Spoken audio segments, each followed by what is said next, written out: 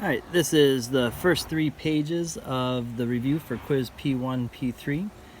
First question asks you to find the point of intersection between these two equations. And so what we would like to do is to isolate a variable, and it looks like the y is going to be the easiest one to kind of get by itself in both of these. So for this, I'm going to subtract x squared and divide by 5. So I'm going to get -1 minus that x squared and then all divided by 5.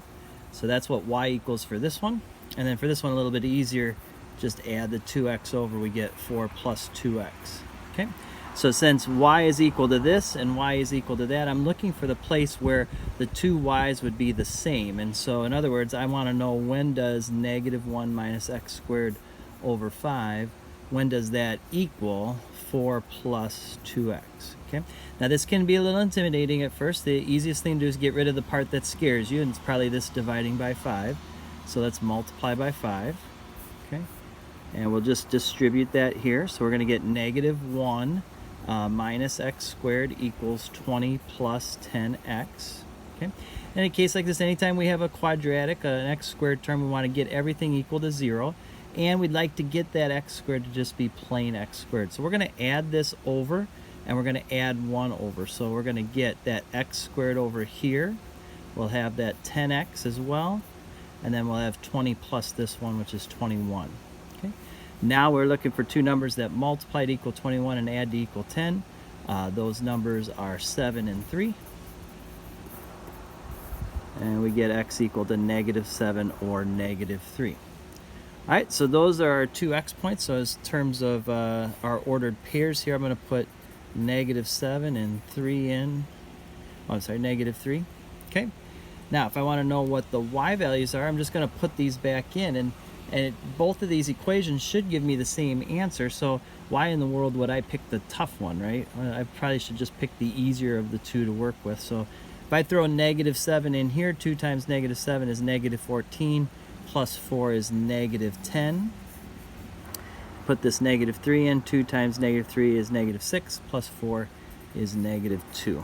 Again, if you were to put those numbers in on this one, you'll get the same answer. It's just going to take you a little bit longer. All right, so there's our answers. And we can use a graphing calculator to check and make sure, but again, we're assuming that we can't use a calculator for this part here. Find all these intercepts. Again, on a calculator, we could just graph it and look, but if we don't have a calculator, we need a model here. So two types of intercepts we're going to be looking for: Y-intercepts and X-intercepts. We'll start with the Y because that's the easier one. For a Y-intercept, the x value is always equal to 0. No matter where you're on the y-axis, your x value will be 0. So all we have to do is just put the 0 in for x. 4 times 0 is 0, minus 64 gives us a -64. That's our y-intercept. So as an ordered pair, x is 0 and y is -64. There's that intercept. Okay. The x-intercepts are going to be a little trickier. What we want to do for an x-intercept is make the y equal to 0, or in this case, the function equal to 0. So we're going to go ahead and do that, set 0 equal to 4x squared minus 64. And I see that we can divide these both by 4, so we're going to do that. We're going to divide both sides by 4, which gives us x squared minus 16. And you can either factor that, or you can add the 16 over and then say, well, what numbers squared would give me 16? And that would be 4 and -4, right? So there's my two x-intercepts. So when x is 4, y is 0. And when x is -4, y is 0. So those would be our three intercepts. Little different process for both, but not too bad. All right, then we were given this piecewise function here. We're told that it's equal to this for x is less than -1, and it's equal to this for x is greater than or equal to -1. We're asked to find the domain and the range. Now, as far as the domain goes, we are not, we're kind of told that x can be anything from, less than -1 and then greater than. So as long as it doesn't cause a problem in any one of these, we're okay. And if I check numbers greater than -1, -1, 0, 1, 2, if I put them in this square root, they'll give me positive values under there. There's really no reason to be worried. The only thing that would cause me concern here would be like a -7 or a -10, something that would cause the number under the square root to be negative, but we're not dealing with that. So our domain here is going to be all real numbers. All right. And if you were using interval notation, which we've been kind of getting used to, you could write it like that. Either one of those is fine. Okay. Range is a little different story. The range is what can the function equal. If I put these values in, can I get anything, or is there certain values that I can't get no matter how hard I try? And the best way I think to do that is to do number 4, to make a sketch of this graph before. So I'm going to make the sketch up here. We'll go ahead and put the -1 there. Now, before, when x is less than -1, it's this line -2x plus 1. That line has a y-intercept of 1. So I'll put a little dot here.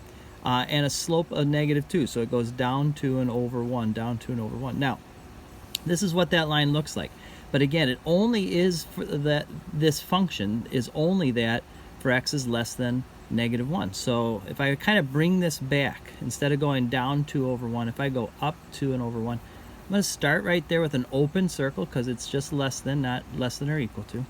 And I'm going to keep the -2 part going like that. So when x is less than -1, when it's on this side over here, this is what the function looks like. This part right here does not define the function. All right. So that takes care of this part. I can kind of check that off. For this part, it's equal to this, and you might be a little less certain what that looks like. And all I can tell you is, don't worry about it. We are allowed to just throw some numbers in and kind of plot points and sketch. So what I would do is put -1 in.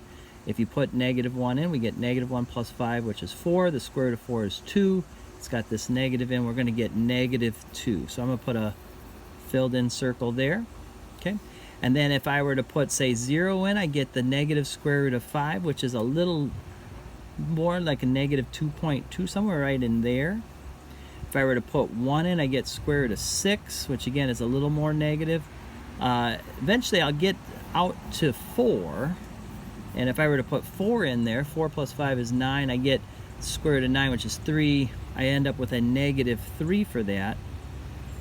And we could kind of see what's happening as we get this curve that's kind of going down like this.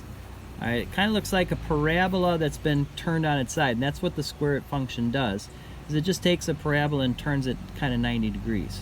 Okay. Now, as far as our range goes, then we're looking at what values can the function equal, and we can see right here that the function technically can't equal 3, but it can equal anything above 3. This line covers anything above 3. So our range would have from 3 to infinity, but not including the 3. Okay? And then we see down here that it can equal -2, and it can equal anything less than -2. So this will, while this doesn't flatten out, this will continue to go down and down forever and ever. So it will go all the way to -infinity to -2, and including -2. So the range can be a little tricky. Again, understand what each of these things is telling you. This is, both of these are for the function. However, for one part it equals this, for one part it equals that. And I think a sketch is often the best way to kind of visualize what that range is. All right, so we did number 4 right there. All right, brings us to number 5, and it says, which of the following could be the equation of this graph here? And we're given no calculator, so we can't just type these in and see which one matches. We've got to do a little bit of thinking. So the best way to do it, maybe to kind of find a point. We see here that we've got 0, 2.5 as a point. So let me throw 0 and see which one of these doesn't give me 2.5. Now, the trouble with this is that each one of them, if I put 0 in, will give me 2.5. So that strategy is a good one, but it doesn't really help us in this case. So no big deal. Let's maybe put another point. We see right here that it looks like 2, 4. It might not be exactly 4, but it's about 4 goes in there. If I were to put 2 here, I get 4.5. That's a little too much. I'd cross that out.